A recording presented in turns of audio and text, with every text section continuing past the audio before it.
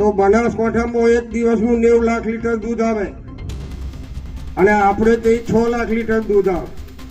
એટલે કમ્પેરિઝન ને કોમ્પિટિશન ની ગણતરીમાં આપણે સંઘના કરતા પણ ભાવફેરમાં આગળ હોય, ભાવ આપીએ 12 મહિના એમાં પણ આપણે આગળ હોય.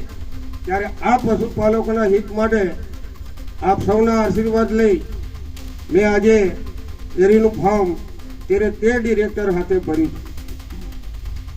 મને તો ચોક્કસ વિશ્વાસ છે કે 12 મહિનામાં કોઈક માવઠું આવે, એવું કોઈ જગ્યાએ માવઠું આવે પણ પશુપાલકોને નુકસાન નહીં થાય. એટલે કાયમ પશુપાલકોના હિતમાં જે કરવાનું હોય મેં કર્યું હોય. ત્યારે આપ સૌ ને મારો ભરોસો કે હું હારી ગયા પછી પણ તાલુકો છોડીને જતો નહીં.